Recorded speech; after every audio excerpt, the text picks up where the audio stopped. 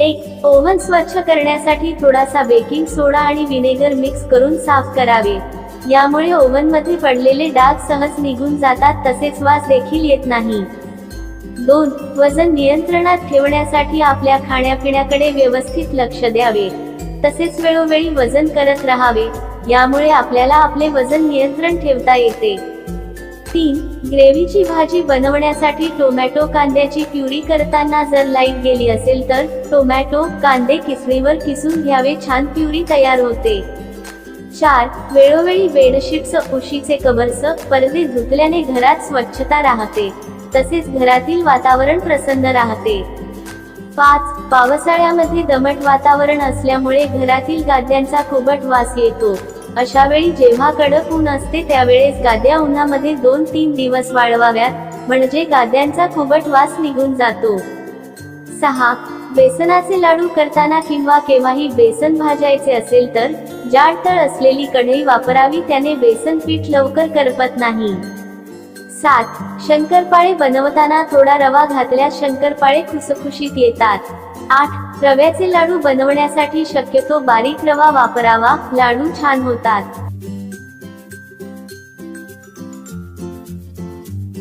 9. अनारसे बनवण्यासाठी जुना रेशनचा तांदूळ वापरावा। 10. शेंगदाणे भाजताना शेंगदाण्याला थोडासा पाण्याचा हात लावा, शेंगदाणे छान खमंग भाजले जातात आणि साल देखील पटकन निघते। 11. छोलेची रस्सा भाजी बनवताना त्यामध्ये थोडेसे आमचूर पावडर घातल्यास भाजीला छान चव येते। 12.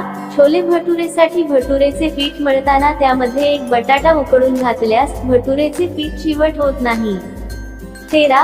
भाजीसाठी किंवा इतर कामासाठी गरम पाणी करताना पातेल्यावर झाकण ठेवावे, म्हणजे पाणी लवकर तापते आणि गॅस देखील कमी लागतो। 14. लोणी कढवताना तूप उतू जाऊ नये म्हणून थोडेसे पाणी शिंपडावे, यामुळे तूप उतू जात नाही। 15. ज्या महिलांची त्वचा कोरडी आहे अशा महिलांनी नाशपती खावे। 16. उलट्या थांबवण्यासाठी बडीशेपच्या पाण्याने गुळण्या करा, यामुळे उलट्या थांबतील। 17. मेंदू वडे बनवताना पीठ पातळ झाल्यावर त्यात रवा मिसळा, याने वडे कुरकुरीत होतात। 18. लाल मिरचीचा जास्त वापर डोळ्यांना आणि मेंदूला हानी पोहोचू शकतो। 19. पाणी पिऊन लघवी केल्याने तुमची किडनी स्वच्छ राहील। 20. भेंडीची भाजी करताना त्यामध्ये टोमॅटो बारीक चिरून घातला तर भेंडीची भाजी चिकटही होणार नाही आणि भाजी चविष्ट बनेल। 21. गुलाबजामुन बनवताना पसत असतील तर पाकात टाकताना पाक नेहमी कोमट असावा आणि गुलाबजाम तळून झाले की लगेच पाकामध्ये टाकून घ्या, मस्त गुलाबजाम तयार होतात। 22. कोणतीही रस्सा भाजी करताना त्यामध्ये थोडे शेंगदाणे कूट घातला तर भाजी छान दाटसर होते। 23. नाश्ता हे आपल्या आरोग्यासाठी सर्वात मोठे औषध असते, म्हणून दररोज सकाळी नियमितपणे नाश्ता करावा, तसेच नाश्त्यामध्ये शक्यतो पौष्टिक पदार्थ खावे। 24. पिरियड्स मध्ये पोटदुखीचा त्रास जास्त होत असेल तर गरम पाण्याच्या पॅकने पोट शेकावे, तसेच अननस आणि पपई देखील खाल्ल्याने पोटदुखीचा त्रास कमी होतो। 25. मेथीची भाजी किंवा कारल्याची भाजी शिजवताना झाकण न लावता शिजू द्यावी, म्हणजे कडवट होणार नाही।